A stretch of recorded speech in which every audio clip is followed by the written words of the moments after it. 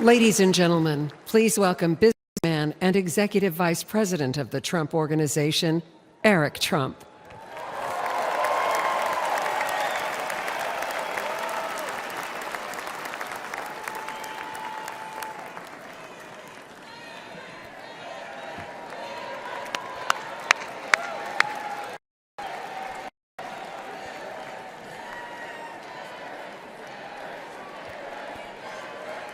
Good evening, America.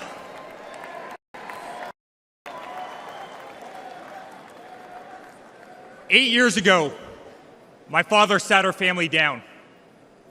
He spoke of a nation in decline, of dreams slipping away, of a future endangered by failed leadership and broken promises. It was in that moment I knew my father had made a decision that would forever change our lives.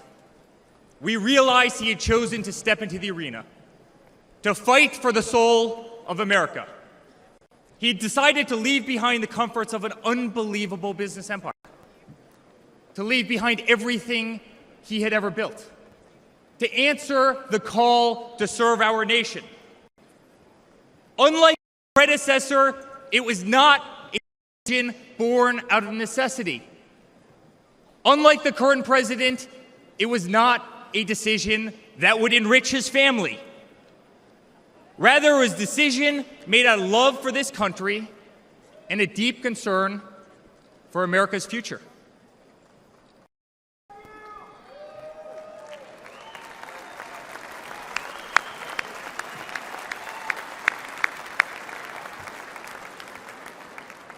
My father was clear it would not be easy, that there would be a huge price to pay, and that the attacks would be vicious. Looking back, that was an understatement. The made-up Russia hoax, the sham impeachments, the efforts to destroy an unbelievable company, a company that I run today, the efforts to cancel us, to silence him, to gag his speech, and to drag him through every radical left courthouse in America, to take his life. Yet through it all, he's shown unwavering courage and determination, not just in public, but in every private conversation with me and our family.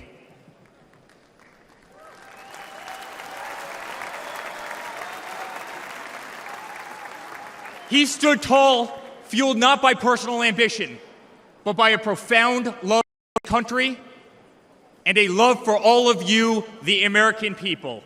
That man is my father. That man is the 45th president and soon to be 47th president of the United States. That man is Donald J. Trump.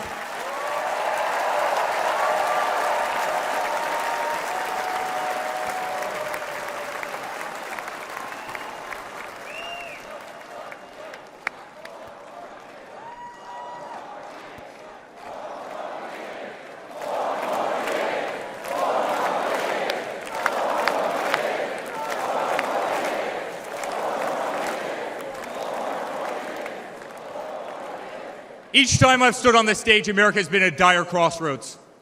In 2016, many people began to doubt the promise of America. Our economy was struggling, jobs were scarce, our standing on the world stage was weak at best. Veterans were forgotten, our military was in shambles, our educational system was broken, ranked 30th in the world. He could no longer tolerate an inept administration that handed $150 billion to Iran, a country that chants death to America, or witness the continued attacks on our Constitution and our religious liberty, or see the disrespect shown to our unbelievable law enforcement officers who are being disarmed, defunded, and persecuted each and every day. He could no longer stand to see words like Christmas stripped from public use, or the Pledge of Allegiance removed from our schools. But my father saw potential where others saw despair. Donald Trump built the New York City skyline. He did so during a time when businesses were turning away from the city he loved. Crime was rampant. The streets were dirty. But he had the Midas touch, and he turned those streets and neighborhoods into gold. He faced every challenge with tremendous vision and grit. As he did during the 2016 election, he rolled up his sleeves. He remained unapologetic. He did not care to be politically correct.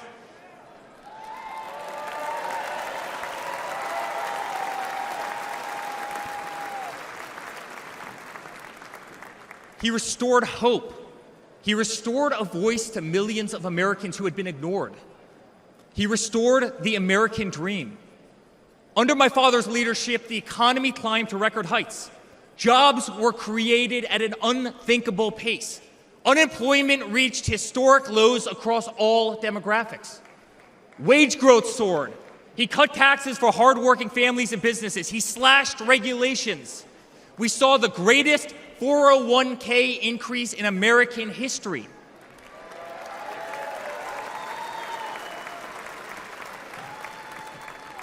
People bought their first homes in an environment that saw 2 to 3% interest rates.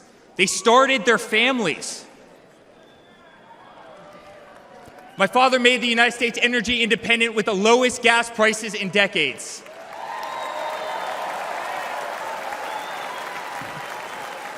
My father made the United States safe. Our borders were closed. There was peace in the Middle East. Soleimani, al-Baghdadi, the terrorists were dead.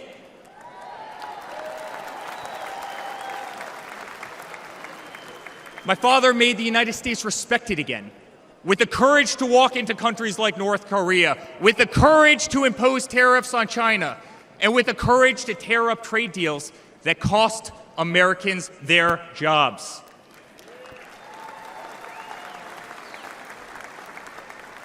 He brought manufacturing back to America. Small businesses flourished. He did what he promised. He put America first. We were winning. Donald Trump made America great again.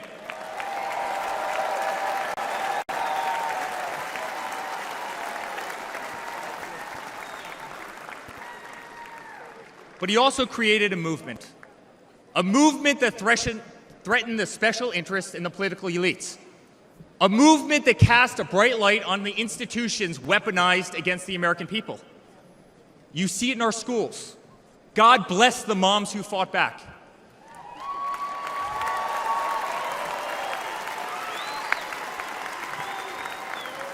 You see it in your workplace. You see it on every news station, in every newspaper. You see it in the military. The most iconic military installations on planet Earth are stripped of their identity and renamed. Fort Bragg, Benning, Fort Hood. You see it in Hollywood. You see it in our two-tier judicial system. They don't even hide it anymore. My father has been censored. The former president ripped off Twitter, Instagram, and Facebook while terrorist organizations remain intact. My father has been persecuted, targeted by far-left Democrats, funded by special interest groups, and hand-picked judges. My father has been pulled off the ballots of states, radical justices attempting to defy the will of millions of Americans who adore who he is and what he stands for. My father even became the target of an assassin who almost killed America's single greatest hope for our future. The swamp is terrified of this incredible movement. They're terrified of it. They're terrified of you and the tens of millions of people watching us on TV right now. They've tried everything to keep him from you, everything, to destroy his legacy, to destroy his family. They have failed, and they will not win.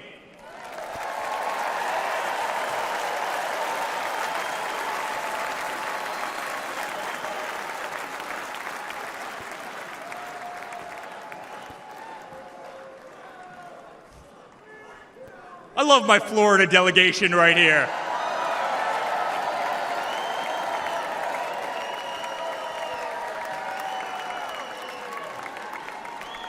Thank you, guys. My father stands before you with the most votes of any Republican candidate in the history of our nation. He has defied the predictions of every political pundit. He fills stadiums across our country. He energizes Americans to the issues facing this nation and does so with unvarnished honesty. He is not a threat to democracy. He is a threat to those who despise our republic, many whom are bought and sold, bribed and coerced, people who have never signed the front of a check and who have been dependent on the government their entire adult lives.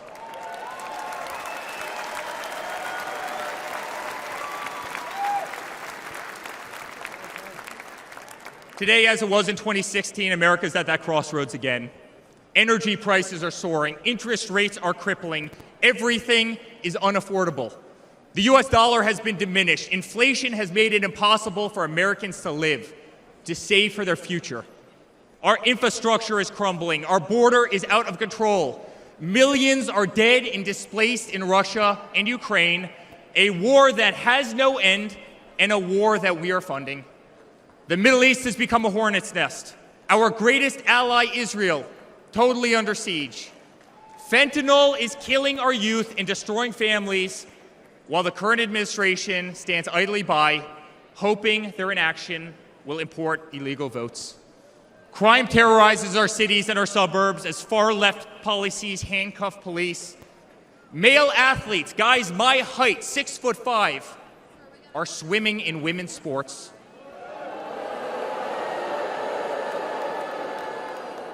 Destroying the dreams of young girls who have trained every minute of their lives. We no longer trust our elections, we no longer trust our judicial system, and we no longer believe that our government is working in our best interest.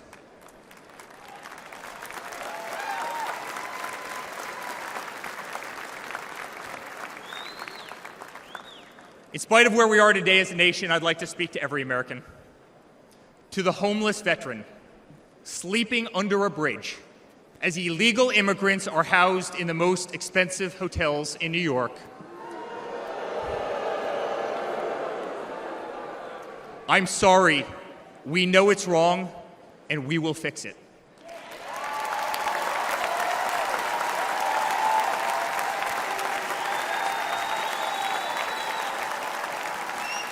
To the single mother who can no longer afford her rent, afford groceries, and has been forced to work 3 jobs, I'm sorry. It does not have to be this way. To the parents who lost a son or daughter to fentanyl, including the incredible woman that spoke the other night, while an administration does absolutely nothing, I'm sorry. Your government can do so much better, and it will.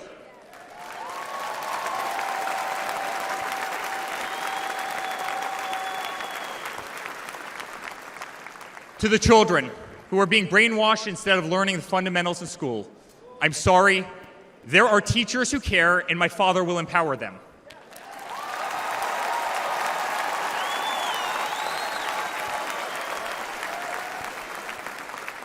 To the law enforcement officers, our brave Border Patrol, Secret Service agents who work every single day to protect our communities, knowing damn well that the system will throw you under the bus, I'm sorry. We will stand behind you.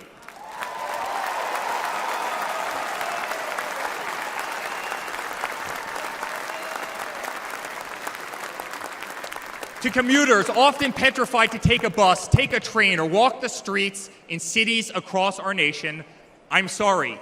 That man right there will fix this.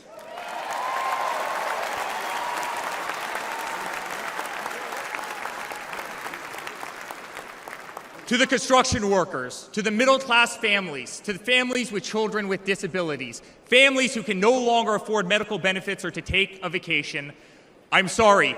We will make America great again.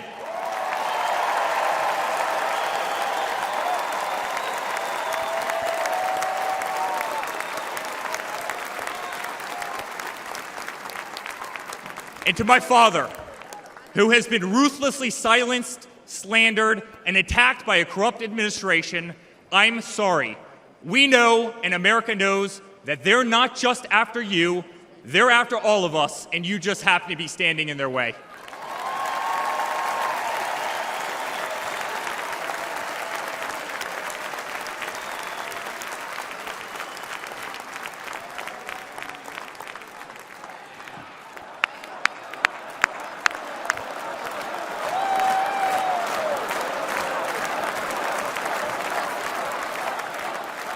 To all Americans watching tonight, the greatest retribution will be our success.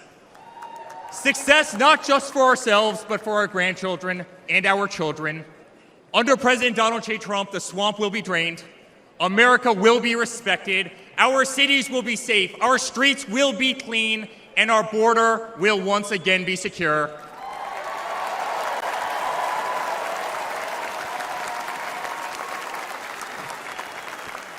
We will have peace. We will have prosperity.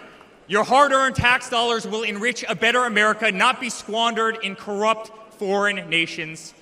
Education will be handed back to the states. We will no longer be 30th in the world.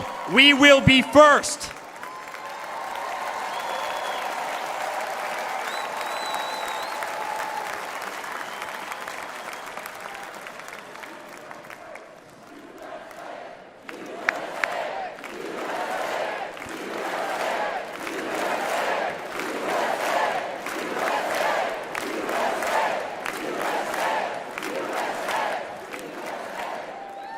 Our children will understand family, our children will have values, and our children will love God.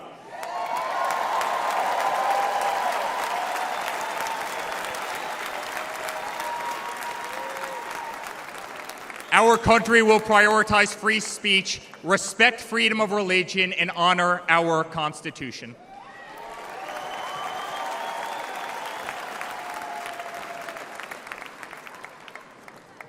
As his son, I've never been more proud of a person in my life. A man who has defied all odds more than once. A man who believed in the promise of America when others turned away.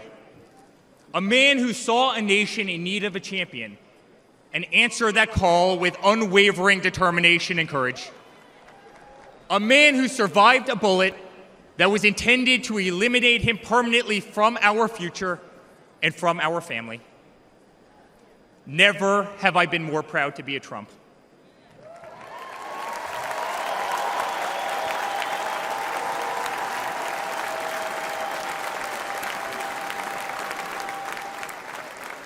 Never have I been more proud to stand by my father's side. I remain incredibly honored to be part of this journey, a journey with all of you, a journey to save the greatest country on earth, a journey with the most incredible people I have ever met. Dad, 5 days ago, Laura, Luke, Carolina, and I held our breath as we saw blood pour across your face. By the grace of God, divine intervention, and your guardian angels above, you survived.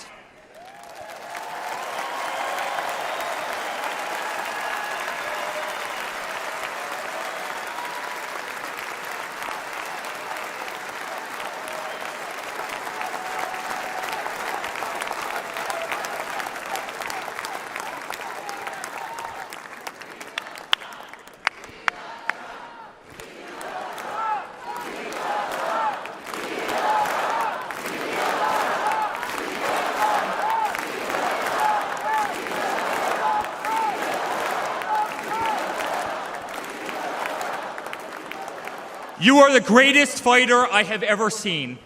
You are strong, you are full of life, and you are unapologetic. Your optimism is contagious. Your backbone is unbreakable. Your conviction to fight for what is right and against all that is wrong is truly next level.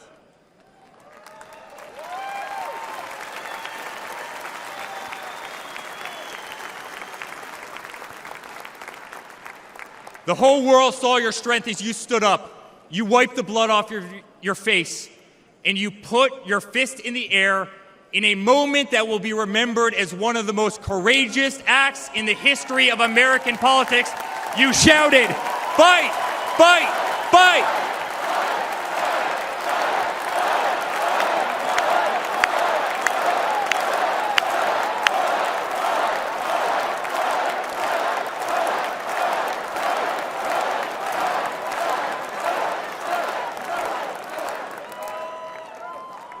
I'm honored to be your son. I'm honored to speak to our great nation tonight. You are a true leader. You epitomize strength. Our country loves you. Our country appreciates you. Our country misses you. And on November 5th, our country will re-elect you as the 47th President of the United States of America. Good night, Milwaukee. God bless you all.